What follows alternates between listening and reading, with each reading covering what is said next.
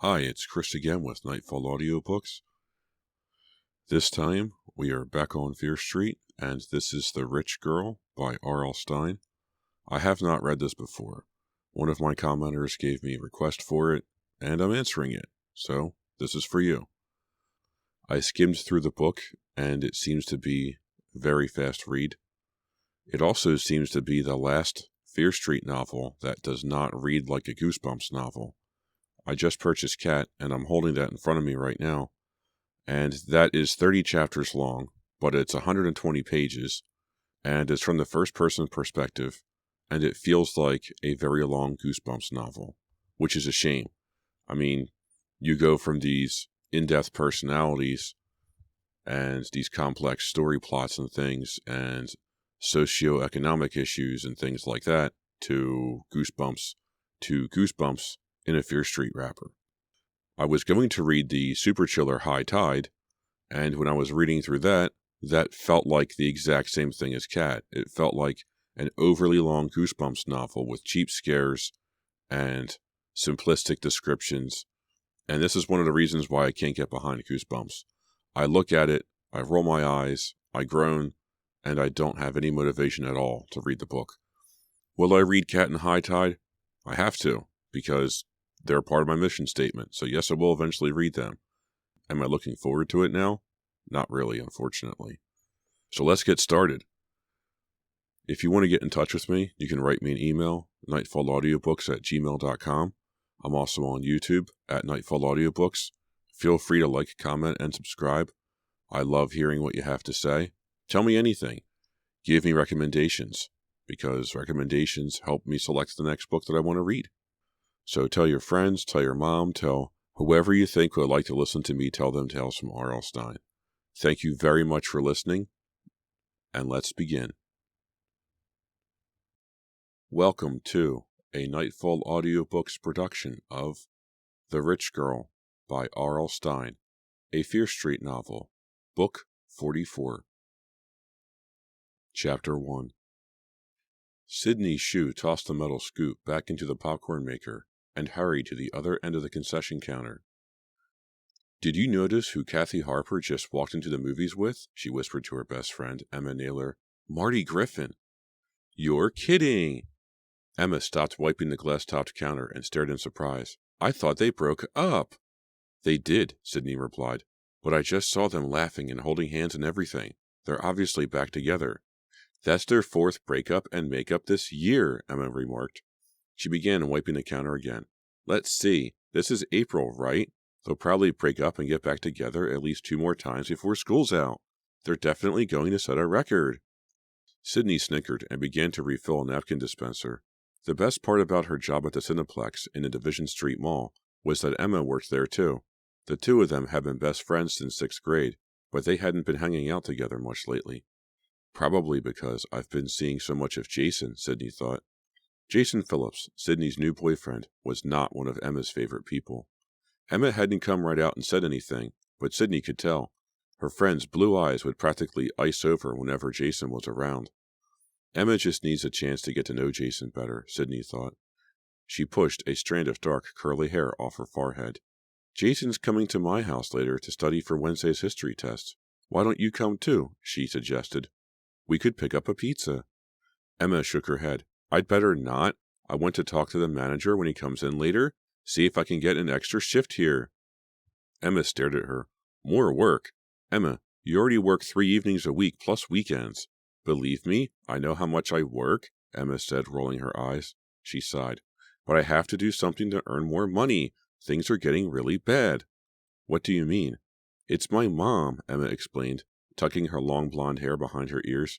"She hurt her knee when she was younger, and it never really healed right. The doctor says she really needs an operation." Sidney frowned in sympathy.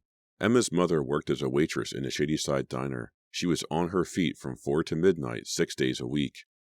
"You mean the diner won't pay her for the time she's out for the operation?" she asked. "Is that why you need extra money?" Emma snorted. "The diner won't pay her while she's out, and they're going to fire her if she doesn't get her knee fixed soon? They say the customers are starting to complain because she's so slow." "That's rotten," Sidney declared. "Tell me about it," Emma sighed again. Plus, we don't have any insurance, so we have to pay for the operation ourselves, and we can't unless I find a way to make more money." Before Sydney could reply, a man with 4 little kids rushed up to the counter. As she and Emma scooped popcorn into tubs and filled soda cups, Sydney kept glancing over at her friend. Emma looked so worried, she thought, so desperate, and no wonder. Imagine if my own mother needed an operation and couldn't pay for it. Sydney shook her head. She couldn't imagine it. Not really. Even though she and Emma were best friends, they were very different. Emma was short and blonde. Sydney was tall, with dark brown hair and eyes. Sydney was a bundle of nerves, while Emma usually stayed calm and cool about things. But they also came from totally different worlds. Sydney's parents had been happily married for 20 years. Emma's parents were divorced, and almost never saw each other. Emma lived in a tiny, run-down house in the old village. Sydney's sprawling mansion sat on 5 acres of land in North Hills, where everybody had plenty of money. Emma works here because she has to, Sydney thought. I work because Mom and Dad don't want me to be spoiled. They want me to learn responsibility. Not that Sydney minded. She thought it was a good idea, and she liked her job, but she knew she could walk away from it without worrying about how to pay for food or clothes or operations. A loud shriek interrupted Sydney's thoughts. One of the little kids she just served had tripped and dropped his giant tub of popcorn. Now he was standing in front of the ticket taker, crying and complaining and blocking everybody's way. Grabbing the broom and dustpan, Sydney sped out from behind a counter, while Emma served the customers waiting in line. By the time Sydney finished cleaning up the mountain of popcorn, the concession line was 3 people deep. She and Emma barely had a chance to breathe until their counter shift was over. Finally, at 5 o'clock, they were free. Well, almost free. First, they had to empty the trash barrels. Struggling with 3 bulging plastic bags, Sydney followed Emma out a side exit to an alley behind the mall. "This alley gives me the creeps," Sydney declared with a shudder. They walked toward the big metal garbage bins. "It's always so dark." "Yeah, and the dumpsters stink," Emma complained. She heaved her trash bags into one of them. Sydney swung her arms and tossed her bags up toward the top of the bin. 2 of them fell in. The third one caught on the edge. As Sydney reached up to push it over, her silver charm bracelet snagged in the bin's sharp corner. She tugged gently, but not gently enough. The clasp broke. The bracelet began to slide off her wrist. Sydney made a frantic grab for it. Missed. The bracelet skittered over the edge of the bin and dropped inside. Gasping, Sydney stuck her hand over the top of the bin and reached down. All she felt was the smooth plastic of the trash bags. "What are you doing?" Emma demanded. "My charm bracelet fell in," Sydney cried. "Oh no! The sterling silver one?" Emma asked. Sydney nodded. "It's been in our family forever. My grandmother gave it to me." She glanced around the shadowy alley and spotted a stack of cinder blocks against the back wall. "Help me carry some of those over here, would you?" Emma wrinkled her nose. "You're not going to dig through the garbage, are you?" "I have to," Sydney told her. "I absolutely have to get that bracelet back. It's my favorite thing in the world." With Emma's help, Sydney stacked 2 of the rough cinder blocks next to the rusting dumpster. Then she climbed up to peer inside. "See it?" Emma asked. Sydney shook her head. "It probably slid under the bags we just threw in." She grabbed one of the bags and carefully moved it aside. Underneath it lay another bag, split open and spilling out a mound of ripe-smelling garbage. "Gross!" Sydney held her breath and reached for a corner of the second bag. The bag rustled and shifted, and then it suddenly was heaved into the air as if it had been punched from below. "Something's in here!" Sydney screamed. "Something alive!" Chapter 2. Sydney snatched her hand away and screamed again. 2 eyes glared up at her from behind a wad of crumpled napkins. 2 angry eyes in a face of mud-brown fur, long whiskers, and sharp, gleaming teeth. "A rat!" she cried. "Oh, gross, Emma! It's a rat!" "Get away! Quick!" Emma exclaimed. Before Sydney could move, the rat jumped up, its claws scrabbling on the metal lip of the dumpster. It uttered a cat-like hiss and snapped its jaws. Sydney gasped and stumbled off the cement blocks. With another hiss, the rat leaped down from the bin. Emma gasped and backed into Sydney. The rat paused for a moment and stared at the 2 girls as if trying to decide whether to attack them. Then it turned away and scurried down the alley, its hairless tail dragging behind it. Emma let her breath out. "Oh, I feel sick. I really do. That thing was huge." "Yeah, let's hope none of his friends are down in the bin," Sydney replied. With a shudder, she started to climb back up on the blocks. Emma's eyes widened. Sydney, you're not going to keep looking in there, are you? I have to, Sydney declared. I really have to find that bracelet, Emma. She gave her friend a pleading look. I'll find it a lot faster if you help. Emma groaned, but with Sydney's help, she dragged some more blocks over to the bin. Then they both climbed up and peered inside. Covering her nose and mouth with one hand, Sydney reached down and shoved some garbage away. Beneath it was more garbage. Orange peels, rotting hot dog bones, grease-soaked papers. I wish we had gloves, she muttered. She lifted some papers between two fingers and tossed them aside. When I get home, I'm going to wash my hands for an hour. I wish we had oxygen masks, Emma grumbled. She sighed and tossed a garbage bag from one side of the bin to the other. The manager is probably here now, Sid. I have to talk to him, remember? I know, but he'll be here for a while, Sydney assured her. This won't take that long. I mean, I know the bracelet's here somewhere. I saw it fall in. Emma picked up a popcorn tub, peered into it, then tossed it away. Let's just hope it didn't fall all the way to the bottom. I want to help you, Sid, but no way am I climbing into this thing. Using a stick she'd found in the bin, Sydney flipped over a mound of trash. Emma, she cried, pointing. I see it. Grab it quick, Sid, and let's get out of here, Emma groaned. Glinting in a dim light, the antique silver charm bracelet lay on top of a tan duffel bag. Sydney bent over the edge of the bin and stretched her fingers down. She caught one end of the bracelet and pulled. The bracelet started to slither free, then caught on something. It's stuck, Sydney announced. Stuck on some kind of bag. She grabbed a handle and hauled the greasy duffel bag up and over the side of the bin. With a sigh of relief, Sydney hopped down and sat on the cement blocks. She set the bag on her lap and carefully untwisted her bracelet. As she did, the bag toppled to the ground. Sydney glanced at it, then down at the bracelet. Something caught her eye. Poking from the bag's partly open zipper was the corner of a bill. Is that what I think it is? Sydney asked. It looks like a $50 bill. Huh? Emma grabbed the bag and yanked the zipper all the way open. Is it? Sydney asked, busy with the clasp on her bracelet. Emma remained silent.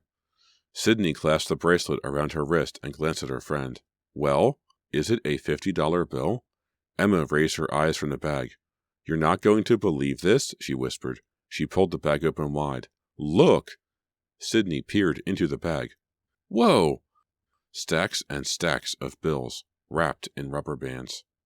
$50 bills. I don't believe it, Emma cried excitedly. She picked up one of the stacks and rifled it like a deck of cards. They're all 50s! Emma grabbed another stack and rifled through it. So did Sydney. In minutes, stacks of $50 bills were spread out at their feet. Wow! It's at least $100,000, Emma whispered. Unreal! Sydney stared at it, then at Emma. Whose is it, do you think? And what's it doing in the dumpster? Emma slowly shook her head. $100,000? She murmured again, not taking her eyes off the money. $100,000! Chapter 3. Sydney frowned at the stacks of money. This is really weird, to say the least. What do you think it was doing in the dumpster? She repeated. Who cares? Emma glanced around the alley. Then she quickly began to stuff the stacks of 50s back into the bag. We'd better hide it before anybody sees us with it. You're right, Sydney agreed. Do you think it's from a bank robbery or something? Emma shrugged. Maybe the police will know. Sydney closed the zipper and laughed. I can't wait to see the expression on their faces when we hand it to them. Are you serious? Emma asked. You really want to hand all this money over to the police? Sure, what else can we do? Emma leaned close, her blue eyes blazing with excitement. Keep it? She whispered. Sydney stared at her friend. You're kidding, right? She waited for Emma to laugh, to tell her she was joking, but Emma didn't even crack a smile. She isn't kidding, Sydney thought. She really means it. Think about it, Sid, Emma urged. We can split it, $50,000 each. I could pay for Mom's operation. We could finally get her new roof fixed and buy a new... Whoa, Sydney cut her off. How would you explain to your mother where you suddenly got $50,000? I'd tell her the truth, Emma declared. Mom wouldn't care. Why should she? Because... Sydney paused, shaking her head. She couldn't believe Emma actually wanted to do this. Look, I don't want to sound like a goody-goody, but Emma, it's not ours. Sure it is, Emma cried. It was buried under a pile of garbage inside a dumpster, and we found it. Finders keepers, right? But, come on, Sydney. Anybody else would keep it. Why shouldn't we? Emma demanded. You know what else I could do with this money? I could go to college. I wouldn't have to worry about getting that scholarship anymore, and I could buy some decent clothes. Sydney's eyes widened in surprise. What's the matter with your clothes? I wear the same things every day, Emma sighed. It's embarrassing. But you wouldn't know about that, she added bitterly. You don't understand what it's like to be really poor, what it's like to want something you can't have. But I do, and I'm telling you, we've got to keep this money. Sydney gazed at her, stunned. Has Emma always resented me for being rich? She wondered. Did I just not see it? I never made a big deal about having money. I never bragged about myself or put her down for being poor. I wouldn't do that to anybody, especially to my best friend. Confused and hurt, Sydney stared at the greasy duffel bag. You're wrong about one thing, she murmured. I do know what it's like to want things I can't have. My parents don't give me everything I want, you know. Oh, didn't you want a car for your birthday? Emma asked. And didn't they give you one? Yes, but I have to pay the insurance on it, Sydney pointed out. Mom and Dad don't want me to get spoiled, and they keep me on a really tight budget. There are plenty of things I'd like to buy with this money. So let's keep it, Emma cried. What's stopping us? Sydney bit her lip. She had to admit it was tempting, but scary too. We don't know where it came from, she said. The police might be looking for it, or whoever left it here. If we suddenly go on a major shopping binge and they find out, we could be in major trouble. Emma thought for a minute. Okay, here's what we'll do. We won't spend it for a while. We'll hide it someplace and wait to see if there's anything about it on the news. And if there is, we turn it in, right? Sydney asked. Yeah, but if there isn't, Emma grinned, then it's all ours. Sydney let out a nervous laugh. She couldn't believe she was actually agreeing to this. Where should we hide it? Emma asked. Your place? You have that huge attic. No, I don't want it in my house, Sydney protested. I'd be too scared. Well, I don't want it at mine either, Emma said. Okay, help me think of a good place. Somebody nobody would think of but us. How about the old willow tree, Sydney suggested. The one in the Fierce Street woods, where we used to meet and have picnics and stuff.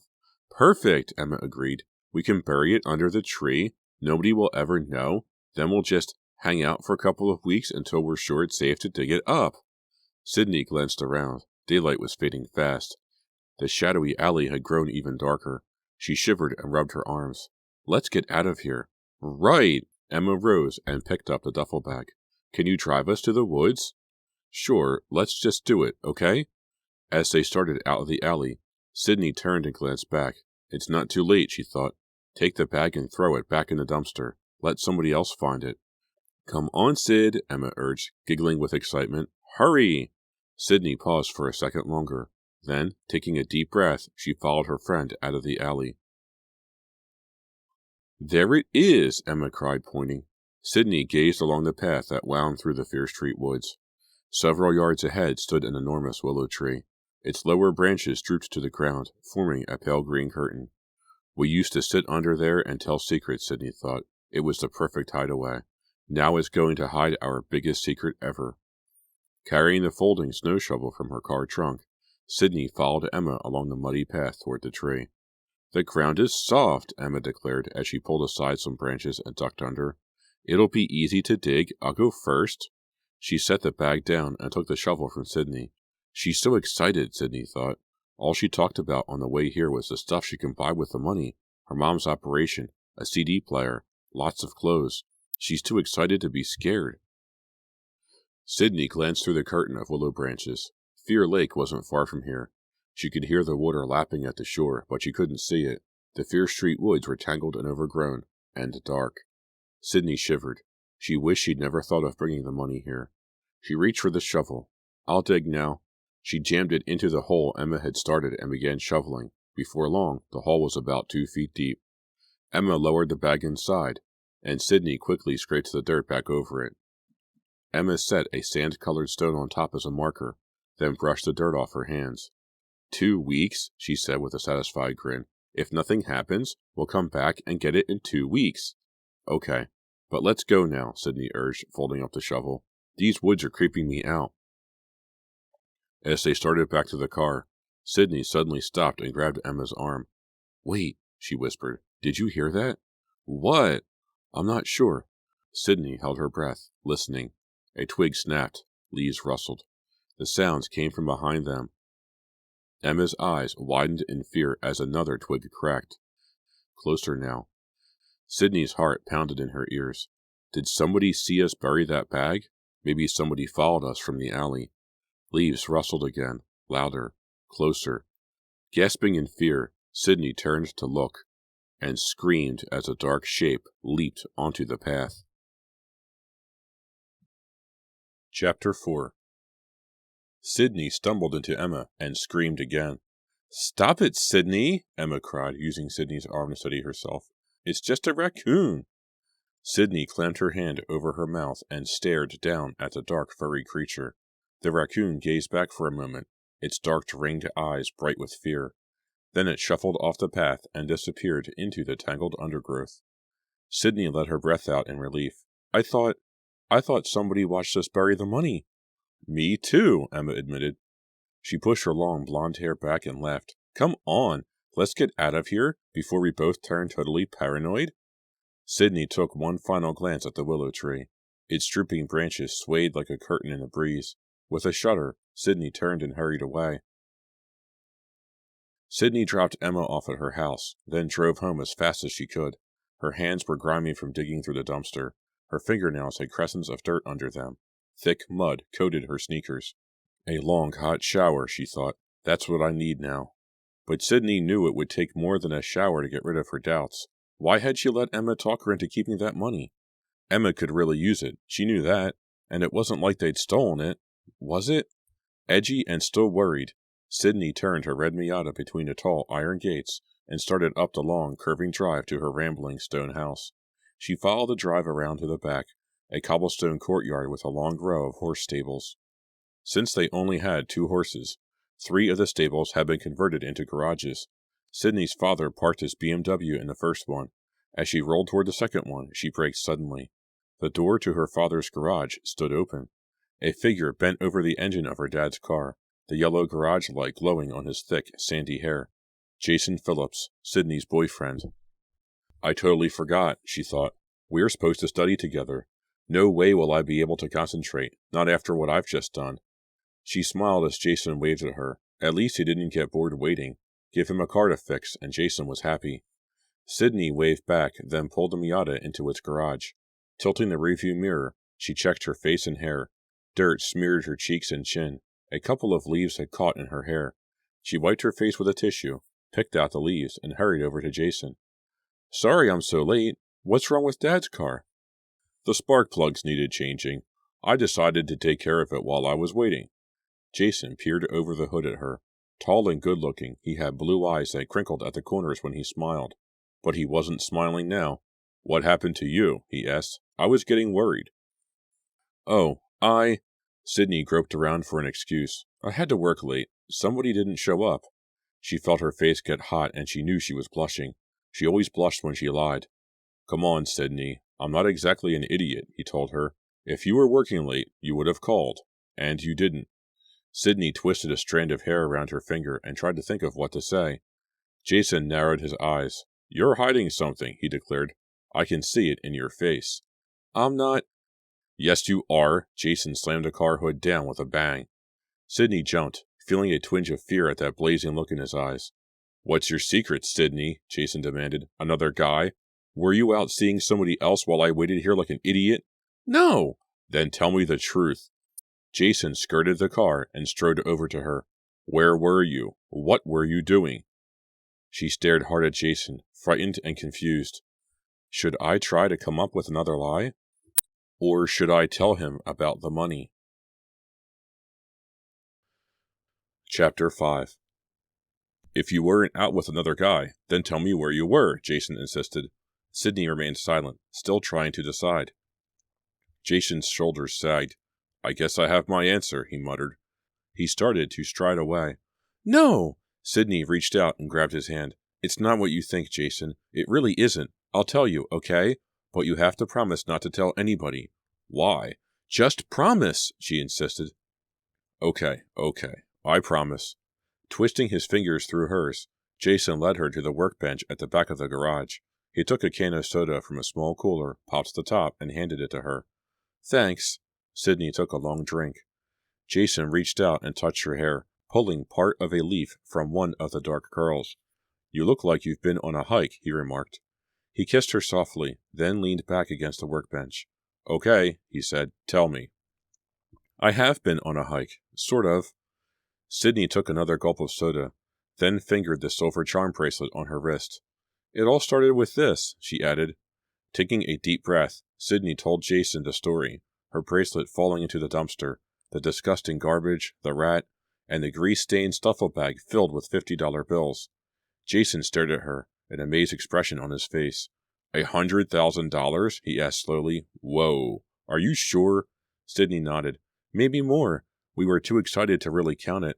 Jason whistled softly. The whole thing felt so unreal, she went on. Like something from a movie. What happened next? Emma got really pumped. Jason laughed. No kidding. Well, you know she hardly has any money, Jason, Sydney reminded him. She's not the only one. Oh, come on, Sydney argued. Your family's not dripping with money, maybe, but you have enough and you know it. Okay, forget that. Jason popped open another can of soda and took a drink. What happened next?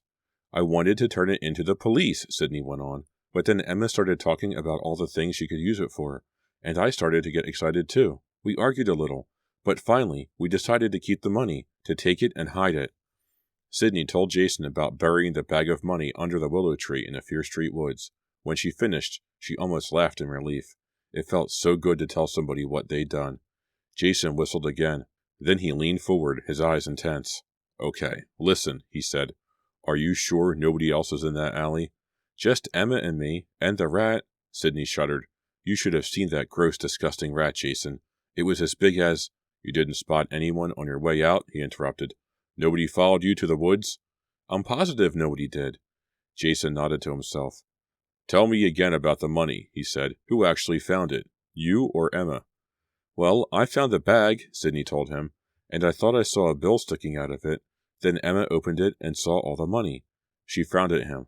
Why did you ask that question? It's just too bad that Emma opened the bag. Jason paused, and a strange smile spread over his face. Now the only way you and I can split up the money is to murder her.